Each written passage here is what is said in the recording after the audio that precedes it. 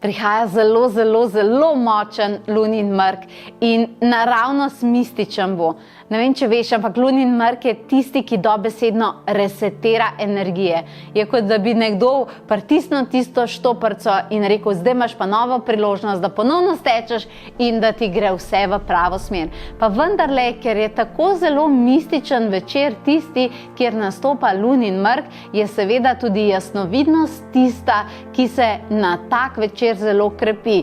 In na tak večer se tudi močno odpirajo portali in čez te portale prihajajo zelo močna, veličastna bitja.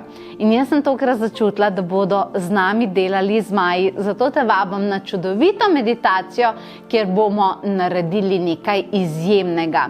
In sicer, kaj nas čaka, sem si zapisala, zato da kaj ne spustim. Aktivirali bomo zelenega zmaja in zeleno peščeno uro s tekočimi zelenimi žarki. Naš namen pa je, da obnovimo tvojo auro in prerežemo vse težke vezi, ki so se morda nabrale v jeseni. Potem te čaka rdeči zmaj in rdeči skrivnostni kamin. Čas je, da se na tak večer požgejo vsi tvoji strahovi, žalost, jeza in kakršnekoli negativne misli. Potem te čaka modri zmaj in lebdeča modra knjiga. Mogoče želiš videti kakšno resnico ali pa uvid v prejšnje življenje.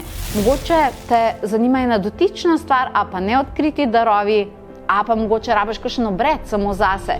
To ti bo omogočil modri zmaj. Potem je tukaj zlati zmaj in zlata glasbena skrinjica. Čas je, da se v bogastvo in želje odene tvoje življenje. Potem pa srebrni zmaj in srebrni ključ na tvojem čelu. To je pa aktivacija lunine zavesti na večer luninega mrka, zato da imaš darove jasnovidnosti, kanaliziranja in preroške sanje. Potem pa še za konec vijolični zmaj in skrivnostni vijolični ščit, zato da dobiš energijsko varovanje sebe in vsega, kar ti je sveto. Kaj sem ti pa pripravila za darilo? Seveda, darilo mora biti obred zmajeve zavesti. To je obred, kamor v kristal aktiviraš zmajevo zavest in varovanje. Kakšen je pa ta postopek, pa izveš na tej meditaciji.